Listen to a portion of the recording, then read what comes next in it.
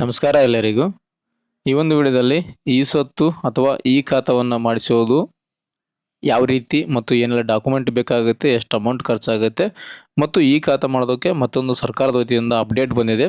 ಆ ಒಂದು ಅಪ್ಡೇಟ್ ಏನಪ್ಪ ಅಂತ ವಿಡಿಯೋದಲ್ಲಿ ನಿಮಗೆ ತಿಳಿಸ್ಕೊಡ್ತಾ ಇದ್ದೀನಿ. ಸ್ನೇಹಿತರೆ, ಈ ಖಾತಾ ಮಾಡ್ಕೋದು ಇನ್ನಷ್ಟು ಸುಲಭವನ್ನು ಮಾಡಿದೆ ಕರ್ನಾಟಕ ಸರ್ಕಾರ. ಇವಾಗ ಬಾಪೂಜಿ ಸೇವಾ ಕೇಂದ್ರ ಅಂದರೆ ಗ್ರಾಮ ಪಂಚಾಯತಿ ವ್ಯಾಪ್ತಿಯಲ್ಲಿ ಮಾಡೋದಿತ್ತಿದ್ದನ್ನು. ಸೊ ಇವದನ್ನು ಕರ್ನಾಟಕವನ್ನು, ಗ್ರಾಮವನ್ನು ಮತ್ತು ಬೆಂಗಳೂರು ಕೇಂದ್ರದಲ್ಲಿ ಈ ಸ್ವತ್ತು ಮಾಡೋದಕ್ಕೆ ಇವಾಗ ಅವಕಾಶವನ್ನು ಕೊಟ್ಟಿದ್ದಾರೆ. ಇದಕ್ಕೆ ಫೀಸನ್ನು ಅರ್ಜಿ ಶುಲ್ಕ 40 ರೂಪಾಯಿ ಇದೆ ಮತ್ತು ಸ್ಕ್ಯಾನಿಂಗ್ ಫೀಸ್ ಬಂದು 5 ರೂಪಾಯಿ ಇದೆ. ಪ್ರತಿ ಒಂದು ಪೇಜಿಗೆ 5 ರೂಪಾಯಿಯನ್ನು ಮಾಡಿದ್ದಾರೆ. ಎಷ್ಟು ಪುಟಗಳು ಇರ್ತಾವೆ ಅಷ್ಟು ಪೇಜಿಗೂ 5 ರೂಪಾಯಿ ಕೌಂಟ್ ಆಗ್ತಾ ಹೋಗುತ್ತೆ. ಪ್ಲಸ್ ಇದೊಂದು 45 ರೂಪಾಯಿ. ಒಟ್ಟಿನಲ್ಲಿ ಒಂದು 100 ರಿಂದ 105 ರೂಪಾಯಿ ಈ ಒಂದು ಸರ್ಕಾರಕ್ಕೆ ತುಂಬಬೇಕಂತ ಇದೆ. ನೀವೇನಾದರೂ ಈ ಖಾತಾ ಮಾಡಿಸ್ಬೇಕಂದ್ರೆ ಹತ್ತಿರದ ಒಂದು ಕರ್ನಾಟಕ ಕೇಂದ್ರಕ್ಕೆ ಹೋಗಿ ಅಥವಾ ಗ್ರಾಮೋನ್ ಕೇಂದ್ರಕ್ಕೆ ಹೋಗಿ ನೀವು ಈ ಸ್ವತ್ತು ಅಥವಾ ಈ ಖಾತಾವನ್ನು ಮಾಡಿಸ್ಕೊಳ್ಳಿ.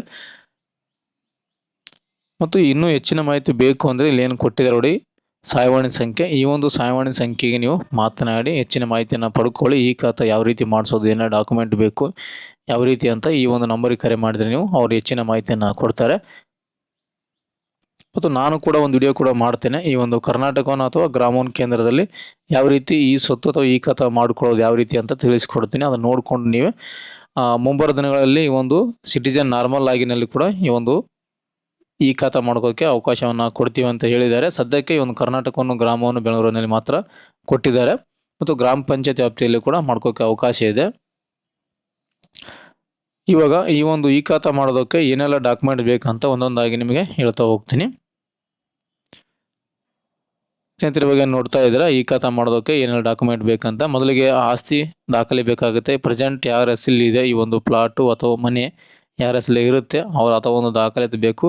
ಅದರಲ್ಲಿ ಸೇಲ್ ಡೀಡ್, ಖರೀದಿ ಪತ್ರ ಅಂತ ಏನು ಕರೆಯೋದು, ಮತ್ತು ನೀವು ಯಾರಿಂದ ಪಡ್ಕೊಂಡಿದ್ದೀರಾ ಸ್ಟಾಂಪ್ ಗಿಂಪ್ ಏನಾರು ಇದ್ದರೆ ಆ ಒಂದು ದಾಖಲಾತಿ ಕೂಡ ಕೊಡಬೇಕಾಗುತ್ತೆ. ಪ್ರೆಸೆಂಟ್ ಯಾರ ಹೆಸರಲ್ಲಿ ಖಾತಾ ಇದೆ, ಕೈಬರ ಖಾತಾ ಇರುತ್ತಲ್ಲ ಆ ಒಂದು ಖಾತಾನ ಕೊಡಬೇಕಾಗುತ್ತೆ. ಮತ್ತು ಆಸ್ತಿ ತೆರಿಗೆ ಪಾವತಿ ರಸೀದಿ ಬೇಕಾಗುತ್ತೆ. ಎಲ್ಲಿಂದ ಎಲ್ಲಿವರೆಗೂ ನೀವು ಟ್ಯಾಕ್ಸ್ ಪೇಡ್ ಮಾಡಿರ್ತೀರ ಆ ಒಂದು ಟ್ಯಾಕ್ಸ್ ಪೇಡ್ ರಸೀದಿಯನ್ನು ಕೊಡಬೇಕಾಗುತ್ತೆ. ಅಂದರೆ ತೆರಿಗೆ ತುಂಬಬೇಕು, ಆಸ್ತಿ ತೆರಿಗೆ ತುಂಬಬೇಕಾಗುತ್ತೆ. ಮತ್ತು ಗುರುತಿನ ಚೀಟಿ, ಆಧಾರ್ ಕಾರ್ಡ್ ಕೊಡಬೇಕಾಗುತ್ತೆ. ಪ್ಯಾನ್ ಕಾರ್ಡ್ ಇದ್ದರೆ ಪ್ಯಾನ್ ಕಾರ್ಡ್ ಕೂಡ ಗುರುತಿನ ಚೀಟಿಯಾಗಿ ಕೊಡ್ಬೋದು. ಮತ್ತು ಆಸ್ತಿ ತೆರಿಗೆ ಪಾವತಿ ರಸೀದಿ ಕೊಡಬೇಕು. ಮತ್ತು ವಿಳಾಸಕ್ಕೆ ನಿಮ್ಮ ಆಧಾರ್ ಕಾರ್ಡ್ ಕೊಟ್ಟು ನಡೆಯುತ್ತೆ. ಮತ್ತು ಪರಬಾರೆ ಪ್ರಮಾಣಪತ್ರ ಇ.ಸಿ ಕೂಡ ಬೇಕಾಗುತ್ತೆ. ಈ ಒಂದು ಆಸ್ತಿ ಬಗ್ಗೆ ಒಂದು ಇ.ಸಿಯನ್ನು ತೊಗೋಬೇಕಂದ್ರೆ 15 ವರ್ಷ ಇ.ಸಿ ತೊಗೋಬೇಕಾಗುತ್ತೆ. ಆನ್ಲೈನ್ ಮುಖಾಂತರ ಇ.ಸಿ ಯಾವ ರೀತಿ ಹಾಕೋದು ಅಂತ ಹಿಂದೆ ವಿಡಿಯೋ ಕೂಡ ಮಾಡಿದ್ದೀನಿ. ಅದರ ಲಿಂಕನ್ನು ಒಂದು ಡಿಸ್ಕ್ರಿಪ್ಷನಲ್ಲಿ ಕೂಡ ಹಾಕಿರ್ತೀನಿ. ಇ.ಸಿ ಯಾವ ರೀತಿ ಅಂತ ಒಂದು 100 ರಿಂದ 200 ರೂಪಾಯಲ್ಲಿ ನಿಮಗೆ ಈ ಒಂದು ಇ.ಸಿ ಬರುತ್ತೆ. ಆನ್ಲೈನ್ ಸೆಂಟರ್ ಆದರೆ 300 ರಿಂದ 400 ರೂಪಾಯಿ ಚಾರ್ಜ್ ಆಗುತ್ತೆ. ಮತ್ತು ಆ ಒಂದು ಮನೆಯ ಅಥವಾ ಫ್ಲಾಟ್ನ ಒಂದು ಫೋಟೋ ಕೂಡ ಬೇಕಾಗುತ್ತೆ. ಸ್ಕೆಚ್ ಅಂತ ಏನು ಕರಿತೀವಿ, ಫೋಟೋ ಕೂಡ ಬೇಕಾಗುತ್ತೆ. ಯಾವ ರೀತಿ ಇದೆ ಆ ಒಂದು ಮನೆ ಅಥವಾ ಫ್ಲಾಟ್ ಖುಲ್ಲ ಜಾಗ ಅಂತ ಆ ಒಂದು ಫೋಟೋ ಕೂಡ ಬೇಕಾಗುತ್ತೆ. ಇವಿಷ್ಟು ಡಾಕ್ಯುಮೆಂಟ್ ಇದ್ದರೆ ನೀವೊಂದು ಈ ಖಾತಾನ ಮಾಡಿಸ್ಕೋಬೋದು. ನಿಮ್ಮ ಸ್ಥಳೀಯವಾಗಿ ಗ್ರಾಮೋನ್ ಕೇಂದ್ರ ಅಥವಾ ಬೆಂಗಳೂರು ಕೇಂದ್ರದಲ್ಲಿ ಹೋಗಿ ನೀವು ಈ ಖಾತಾ ಮಾಡ್ಕೋಬೋದು.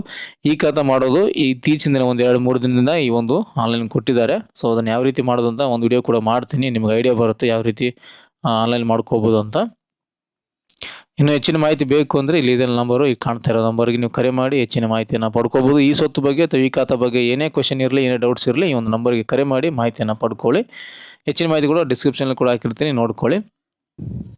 ಸ್ನೇಹಿತರೆ, ಇದಿಷ್ಟು ಈ ಖಾತಾ ಬಗ್ಗೆ ಡಾಕ್ಯುಮೆಂಟ್ ಏನೇನು ಬೇಕು ಮತ್ತು ಎಲ್ಲೆಲ್ಲಿ ಇದಕ್ಕೆ ಅವಕಾಶ ಇದೆ ಅರ್ಜಿ ಸಲ್ಲಿಸೋಕ್ಕೆ ಅಂತ ಮಾಹಿತಿ ಕೊಟ್ಟಿದ್ದೀನಿ. ಈ ಒಂದು ಮಾಹಿತಿ ನಿಮಗೆ ಉಪಯುಕ್ತ ಆಗಿದೆ ಅಂತ ಅನ್ಕೊತೀನಿ. ಇದರೊಳಗೆ ಏನಾದರೂ ನಿಮಗೆ ಹೆಚ್ಚಿನ ಮಾಹಿತಿ ಬೇಕು, ಕ್ವಶನ್ಸು, ಡೌಟ್ಸ್ ಏನಾದರೆ ಕಮೆಂಟ್ ಮಾಡಿ, ಕಮೆಂಟಲ್ಲಿ ಉತ್ತರವನ್ನು ಕೊಡ್ತೀನಿ. Thanks for the watching.